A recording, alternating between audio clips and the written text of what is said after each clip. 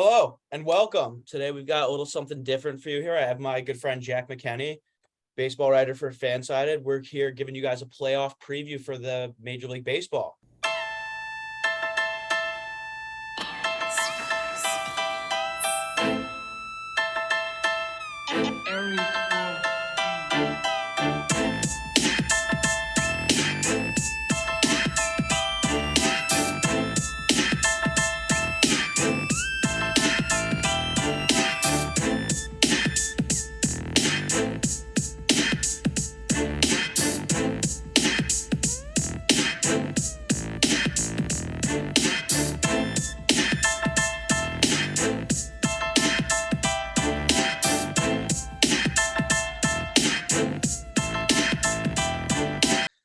It should be pretty exciting. We had a decent regular season and some good matchups coming up for the postseason. So let's get into it. And I'm gonna start with, or both of us are gonna start with some disappointments that missed the playoffs. As most people know, I'm a Chicago sports fan. I'm a White Sox fan, and we were talking about it before the show started. I said a big thing of it was they're not showing up consistently. They were minus 200 to win the division, and they come in every single day thinking that they're the best team there. And you saw flashes that they played like the best team. And realistically, and talent-wise, they were the best team. But they're kind of waiting around for that day to come where everything clicks, and then they run away with the division. But it never really came. And then that you have pitching inconsistency with one of the highest paid bullpens in the MLB that couldn't get it done, your defensive problems, and then two switch hitters who are supposed to be sluggers, and Yasmani Grandal and Yohan Moncada, who came and did basically nothing offensively this season. Moncada's got a good glove at third base, but he was hurt a lot. So, and then injuries, obviously. And then one more team that I wanted to touch on. There's a few disappointments, but this is another one, and I might be stealing this from MLB Network, but it's the Milwaukee Brewers. And I think this stemmed from, I want to hear your opinion on this, but I think a lot of this was them trading Josh Hader because they were cruising with that division before. And then once they lost him, they couldn't finish a game anymore.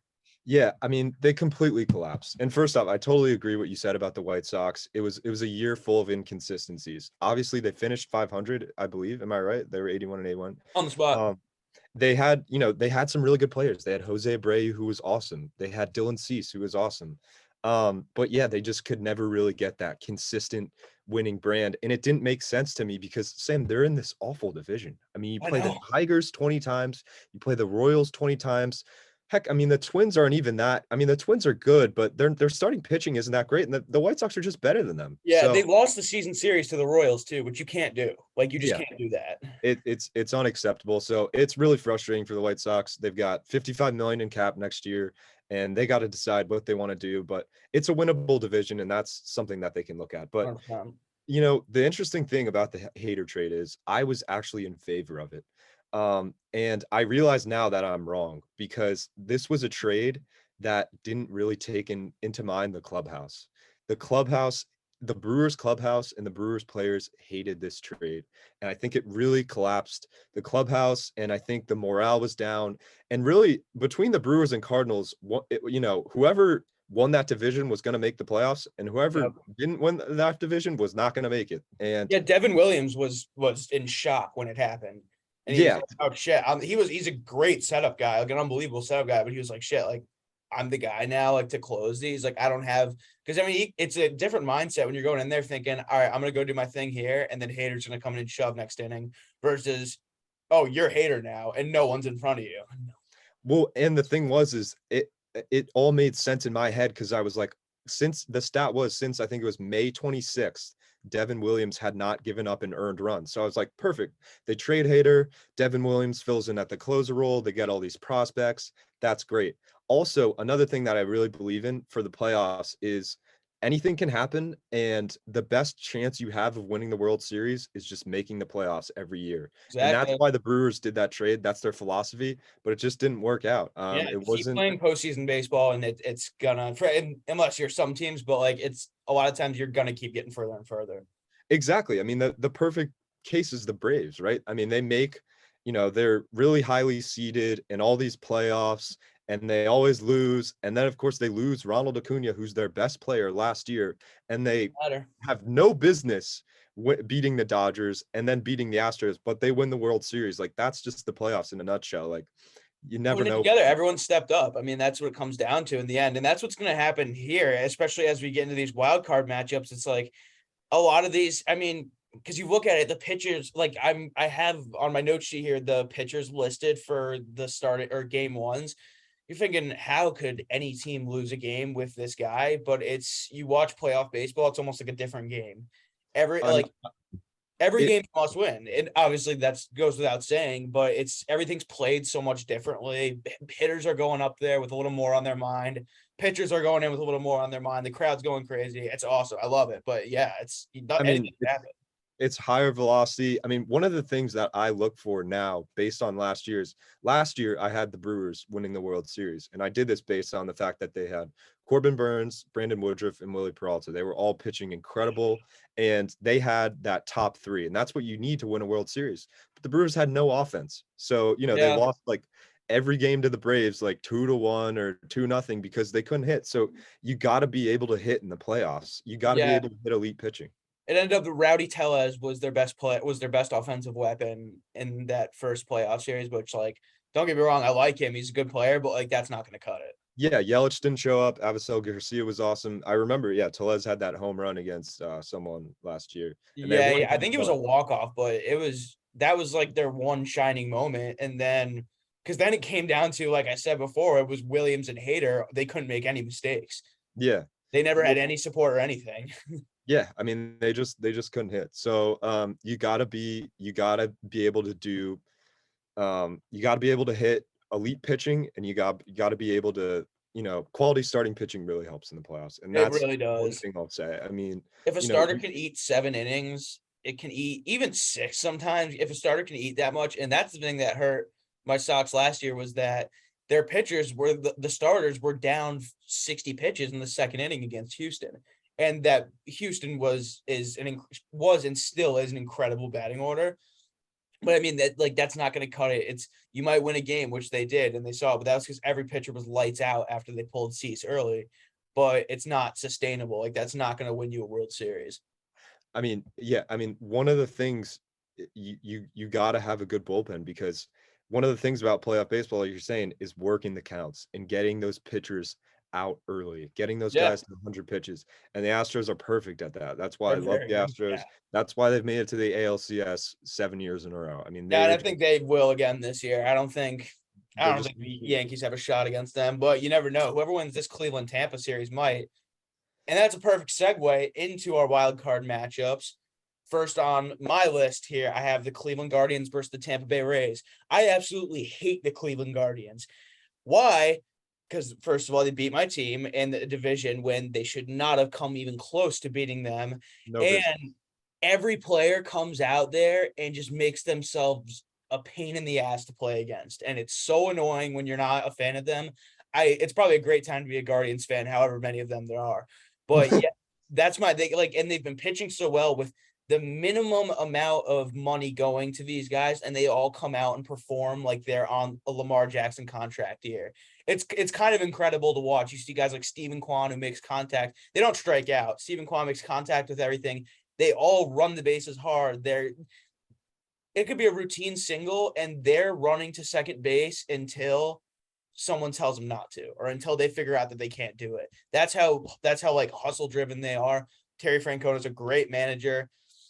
And I think if Cleveland pitches well in this series, like if they pitch how they have for the past like second half of the season, I think they'll win because I don't think Tampa's order is good enough to come up against that, especially if you've got Bieber firing, Tristan McKenzie, who has a lot of potential, and then Cal Quantrill has been up and down, but still, and then you got that bullpen that's been insane lately. But yeah, and then Tampa has some pitching questions because yes, you've got Tampa, McClanahan. Tampa will be interesting because I don't know if you know, but Tyler Glass now threw about 45 pitches, I think a week ago against Cleveland, and I Yeah, think they're trying to get him back in the playoff rotation. And if they have Tyler Glass now, that is huge because he is a frontline #1 ace, and the Rays didn't have that last he's year. dominant. Yeah. They didn't have, a #1 like Garrett Cole, Walker Buehler, even though he's not pitching, they didn't have that like frontline guy that you can just rely on for a good start. And they lost to the Red Sox because the Red Sox had an awesome offense. Yeah, exactly. And I just wanted to say for the viewers, it is Shane versus Shane game 1. So I will be Shane watching versus that Shane. very close. So those are 2 really good pitchers right there, especially if they do what they're supposed to be doing. McClanahan was lights out pretty much all year. He had a couple stumbles and then got injured. But then Bieber, we all know what he can do. But I had a question for you about Glasnow. Mhm. Since he just came off injury, I think he only had like 1 start and threw, like you said, 45 pitches, I think it was. Do Mhm. you think they start him for a game and kind of keep him on a short leash, or do you think they kind of save him for like a long relief out of the bullpen? I mean, the Rays are capable of anything. Like, they could open it with some guy who throws sidearm and then bring in Glasnow and have him Yeah, throw they 4 innings. love the opener. They love the opener. I mean, that's why I personally love the Rays, and I kind of love the Guardians now because they just find creative ways to get outs and Yeah, get through innings, which is that should really be interesting. interesting. Yeah, But with Cleveland, I mean, first off, I'm just gonna say, I mean, I think they might be the new Tampa Bay Rays. I mean, they had honestly, yeah, spent no money, and they just recycle pitchers like nobody's business. I mean, they trade they trade away Mike Clevenger. He's not even that good anymore. no, And really, they he's really get not. they get all these really good prospects. They get Josh Naylor. They got Austin Hedges, who's an awesome Josh defensive Miller. pitcher. They get some more prospects. They trade Corey Kluber away. They get Emmanuel Clase. Are you kidding me? That's And a ridiculous. washed Corey Kluber too. Like not even like he wasn't even that good anymore. Um, they trade away Carlos Carrasco and Francisco Lindor. And obviously, trading Lindor, that's a big deal, but they got some really good Yeah, players. it's like they sold like a tanking team and then ended up winning the division. It's kind of insane to see. It's crazy. It's crazy. So, they get rid of Lindor, they get rid of Carrasco, shed all this payroll money, but then they get Ahmed Rosario and Andres Gimenez. Andres Gimenez was an all-star this year, and they Yeah. still got more prospects. But they recycle all of these pitchers, just get rid of them and just replace them with better guys. I mean, their rotation is still awesome. They've got Shane Bieber, they've got Tristan McKenzie, who's been awesome, and then they've got Cal Contra, who I think is a solid 3. He's a good start. Yeah, he's a solid starter, and he's good. He's kind of built for a playoff game because he's not a big strikeout pitcher, big kind of ground out, fly out guy. Which if he can keep that pitch count low and not let the Rays hit it out of the ballpark, which they're not a big home run team by any means. So if he could do that, then he could probably have a pretty good start. Yeah, I mean, overall, like my viewpoint on this series is it's going to be really interesting to see these teams compete against one another because they're really similar. Like they Yeah, have pretty good pitching, but their offenses are not that strong. They're both really gritty. But both of these teams will be in trouble, I think, once they make the next round. yeah. It's gonna be a dogfight for sure. And then now with that, we move on to Toronto versus Seattle. And this, honestly, I am most excited for this series. Part of the reason because watching a playoff game in Toronto is like that's one of the best atmospheres for a playoff game there is. Like that's going to be pretty electric to watch. And both of these teams have some star power. So like there could be a couple slugfests. That's what I'm rooting for in this series, considering I've enjoyed watching them both all year and I will root for either of them to go on in the AL. But I mean, like, yeah, this one's gonna be fun. Alek Manoah versus Luis Castillo in game 1. That's gonna be interesting to see how that shakes out. Yeah, I mean, Castillo, I've been so big on him for so long, and I'm so happy he finally kind of broke out and had his huge season. I mean, he has the nastiest changeup probably in baseball. He's throwing 99, and he finally gets on a really solid team. And I'm happy for the Mariners. I was really big on them coming into this season. They're a really smart organization. The year before, they almost made the playoffs, and they had a horrible team. And they were kind of like the Guardians. I was like, how does this happen? Yeah, exactly. Um, How the fuck is this team in the and playoffs? they got Jesse Winker, they added Eugenio Suarez, Julio Rodriguez is just that guy. Yeah. Uh, and then it's going to be great to see Robbie Ray against his former team. He started out really rough, and then I wrote about it. He really recovered, and he's Yeah. the number one ace. He's So good. Yeah. And they've got I would assume it goes Castillo, Ray, and then Logan Gilbert, Gilbert. Yeah. Gilbert, Which I mean, that's a tough rotation to face. yeah, I've actually watched a good amount of Mariners games. They're the only team on at 10 all the time, or mhm, one of them. But I see Gilbert's like pretty electric. You don't hear about him that much, but he's got some stuff. Yeah. So and then you've got Manoah. I don't even Manoah, Gosman, and then Gosman. Who goes third for Barrios, them? Barrios or Stripling probably. That's going to be interesting how that happens because Stripling he's just like new as a starter. He's not even always a starter. He's a Yeah, bullpen guy sometimes. And Barrios has had a horrible season. he has. I believe in Jose Barrios. Like I think he's good. He's been better at home.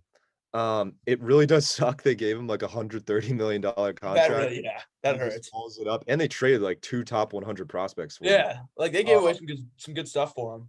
So they gave up a lot for him, and they really invested in him, and he just hasn't been that great this year. I mean, I kept trying to like make excuses and be like, he's not, he's just getting back into the mix of things, or he's still still has really good stuff, but he just wasn't that good this year. So if you're gonna throw Barrios, you throw him at home because he's better at home. But Stripling's been great this year, so I think Stripling has been good. He's the been good to watch.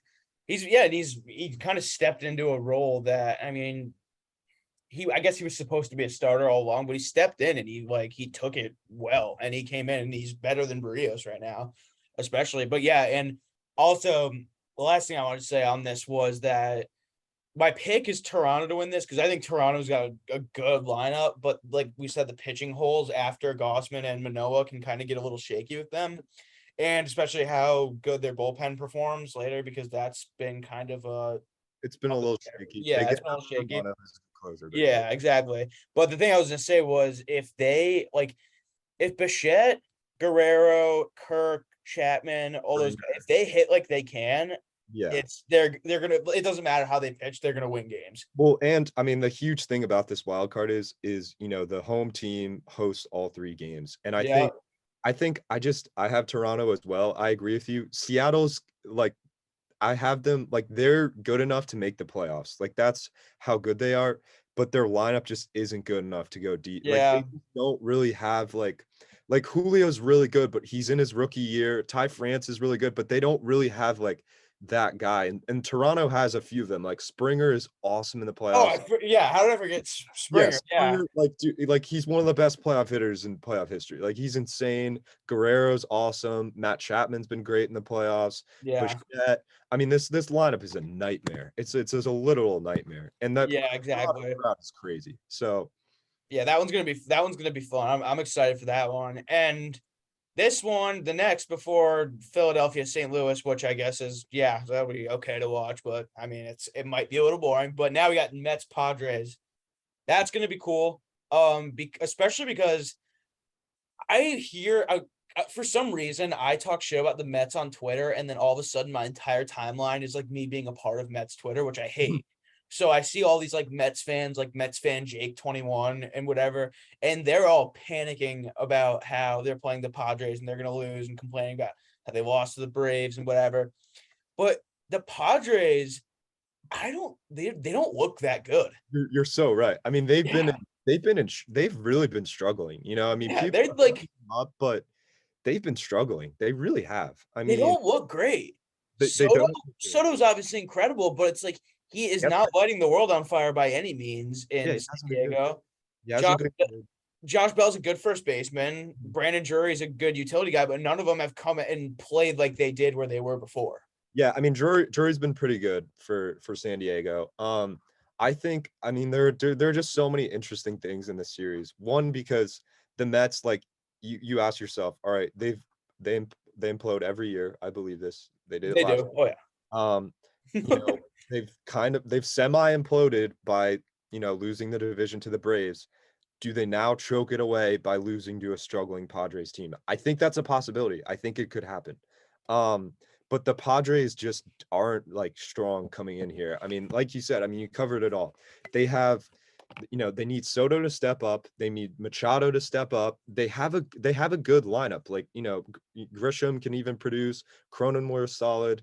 Josh Yeah. Bell. They have good bats. It's just like, can they do it? And That's what I had written down was like you have the two, like I had Soto, Cronenworth, Bell, Drury, 3 of those are trade deadline acquisitions. yeah, Machado's always going to be good. He's he's a legend. Like he's a rock star. Dude does everything. But it's a matter of if that supporting cast shows up, because like you've seen it, all of them can do it. Even Profar can hit a couple bombs. He's a good player. Sung Kim, he's been doing well lately too. But it's like they've got to put it together, because if they don't, then they look awful. Yeah, I mean, it's like this, and the same goes for the pitching. Like, you know, will Musgrove he's a low velocity pitchers usually don't do well in the playoffs. So like, will Musgrove be elite in the playoffs? I don't know. Yu Darvish has been like pretty good this season, but he's definitely not pitching up to his potential. And then Blake Snell's been a disaster, but he has really good stuff. So like those three guys have the potential to be really good elite playoff starters. They have the potential. They haven't lived up to it so far. Will it happen? That goes for the bullpen too. I have no idea what's going to happen with the Padres bullpen. But exactly. And the thing is, well, especially with the way we talked about Hader earlier, but like that's been kind of a disaster for him. Yeah.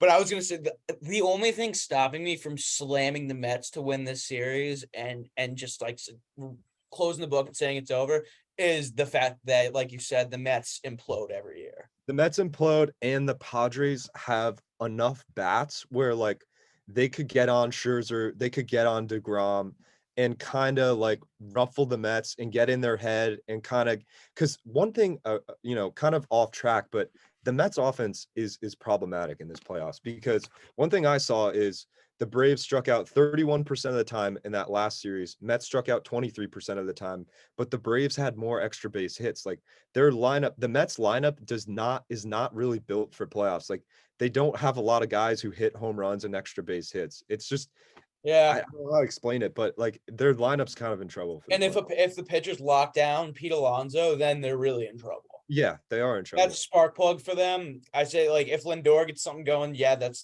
gonna work. But like, if Pete Alonso gets shut down, I feel like that's just deflating for the whole offense itself and for the whole team. But I tell you what, for all of our bettors out there, a free pick is the game Max Scherzer starts, they're gonna win.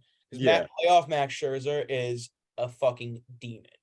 He's just ridiculous. Another great pick is we'll say that at the end of the show. But yeah, I mean, Scherzer in the playoffs, Scherzer DeGrom, like if the Mets lose this playoff series, like that's embarrassing. Like let's just say, embarrassing if they lose that. All right, now our final wildcard series before we get into some World Series favorites or picks. Philadelphia, St. Louis, and I left the least amount of time for this series because it deserves the least amount of time. Yeah. And the Cards are feeling it right now, and I don't want to take anything away because Nolan Arenado might be one of my favorite players in the MLB. He's fucking awesome. And the whole Pujols, Wainwright's pitching like he's 25 right now, and it's awesome. Yeah, I don't know what Pujols is going to do in the playoffs. I don't know if he's going to play that much. We put a lefty up against him, and I think you could do well. But otherwise, neither of these teams, like the Cards have obviously had that whole legacy thing rallying around them all year, which is, I feel like it's kind of lifted them up. Yeah. But otherwise, they're both like not very good. Like, no, you're great teams. You're spot on. Like the Phillies have some really good players, but like they also like they're 7, 8, 9 is like horrendous. You know, like they've invested like a lot in like Real Muto, Castellanos, Harper, Schwarber. I don't know if Hoskins gets paid a lot, but like those guys are really good. But then they have some just kind of like not really scrubs, but just like not playoff players in their lineup. And that goes for the same with like the Cardinals starting pitching. Like Wainwright's really good, and I think he's like a fine number one starter to have in the playoffs. But then like their 2-3 is probably going to be like Jordan Montgomery and Jose Quintana, who Quintana's starting game one. Quintana's starting tomorrow. Yeah, like I mean, Quintana's pitched well this year. Like he has a 3.16 ERA, but like let's not confuse ourselves. Another low velocity pitcher too. Yeah, low velocity pitcher. That's three low velocity pitchers because Montgomery nor Wainwright have any. Yeah, Montgomery's like 95, but still kind of low velocity. He can get up there. I thought he was like 92. But again with Quintana, let's not confuse ourselves. I mean, this guy was struggling to find a job, and the Pirates signed him, and he pitched really well out of nowhere. Yeah. So again, this is kind of like the Guardians Rays, where it's like whoever moves on here is really gonna be next. It's a dogfight. It's kind of just living to fight another day, at least. I think so. I think that the one thing I'll say about St. Louis is I think they have a pretty dangerous lineup. Like Tommy Edmonds, really good. Arenado, Goldschmidt, Tyler O'Neill when he's back. I forgot about Goldschmidt. Yeah, he's should be the MVP. Yeah, Goldschmidt, and then Yachty, we'll see. We'll see what Yachty and Pujols do in the playoffs. Like maybe some magic will happen. Who knows? Who knows? Yeah. But yeah, I mean, it's like Rays Guardians. Like, I'm kind of undecided on who will win the series because Philly does have a great 1-2 with Nola and Wheeler. I mean, that's a really solid 1-2. No idea who they're going to start game 3 if there is one, but it's kind of it's kind of like I guess I'll take the Cardinals, but it's not a very I'm taking the Cards too. Yeah. I don't know. But yeah, I mean, there's not much else, there's not much else on that series. But now I'm excited for this part, our World Series predictions. And so each of us get to have one favorite. So one team that you think's gonna win it, and then or like one team you think's gonna win, like actually is kind of a top team, and then another dark horse, one that you think is kind of frisky and might sneak in there, like a lower seed. And so my favorite, call me a broken record, is the Los Angeles Dodgers. Yep. I think, and I think how exactly it's going to go is Houston's going to go to the World Series and play them. And this would be kind of weird if Houston lost 2 World Series in a row, but I think it's going to be Dodgers, Houston, and the Dodgers go in and smoke them in revenge of that 2017 year. And then my dark horse pick is a team from earlier, and it is the Toronto Blue Jays.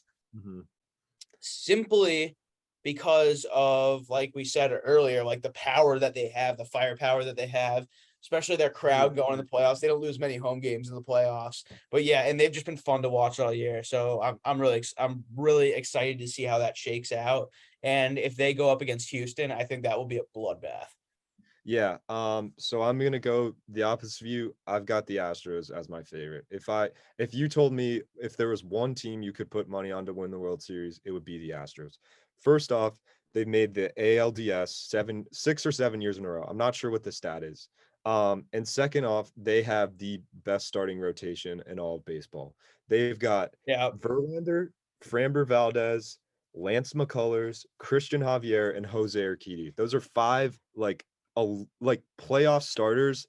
Like Urquidy could be a 3 on a playoff team. Like that's how deep their rotation. Yeah, they're really good.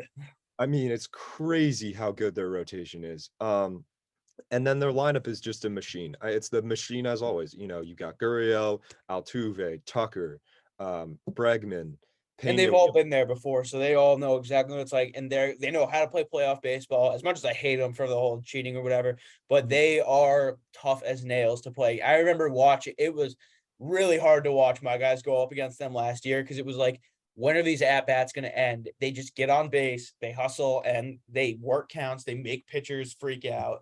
It's like they are truly like they're a playoff built team because they've been there so much. They're a machine. And shout out to the Houston crowd too, because that is a tough place to play. They are loud. It is a tough place to play. Playoff atmosphere. And they're going to be at home all season. I mean, all playoffs.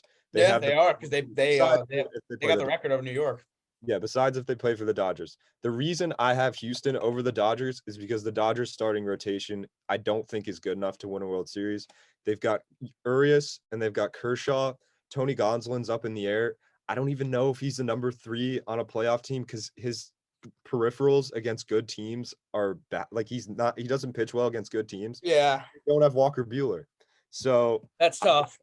The Dodgers were my World Series pick at the beginning of the year, and I'd love to ride them out, but they don't have Walker Buehler, so I just don't think their pitching's elite enough. But their lineup is just insane. So with Freddie Freeman and Mookie Betts, like, are you kidding? And Trey Turner, yeah, it's ridiculous. And then so my dark horse, to all the bettors out there, the Guardians are plus 2,700 to win the World Series. That would hurt if that happened. What we've learned in the playoffs with the Braves last year is anything can happen. And I think the Guardians will win round 1. Maybe they can beat the Yankees. I don't think they can beat the Astros, but no. I just love that value. I mean, $10 to win 270 when it is good value. A Braves team without Acuna won the World Series last year, like who wasn't even that good. Like, why not? You know what I mean? Why not? I love the Blue Jays too. I don't even consider them like a dark horse. I mean, their lineup's insane, and you know. Yeah, I don't even consider them a dark horse. Really, I just did them because they were a lower seed, and it was kind of like playing with house money at that point. And I would have done the Padres, but I don't think they're good enough. Mm-hmm. But the message to all the bettors is like, you never know what's going to happen in these playoffs. Like anything No, can you happen. don't. Yeah.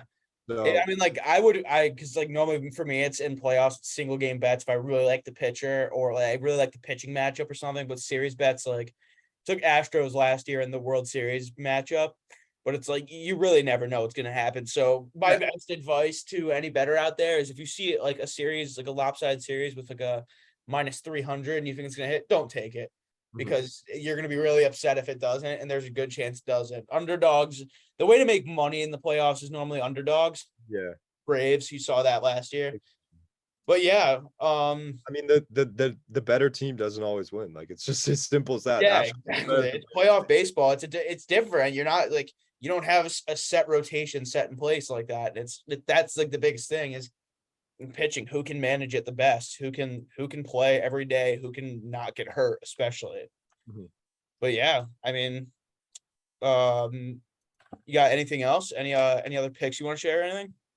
I mean, I would say like I don't know how like analytically like people know about like the baseball teams, but usually in the playoffs, like teams with analytics fail because they have these like statistical models and stuff that they calculate, like the Oh, it goes rate, out the window in playoffs. you know what I mean? But like the playoffs are so unpredictable that you can't like type into some computer program and like calculate like what's going to happen. Like it's the playoffs are just so unpredictable, and Yep. so you just have no idea what's going to happen.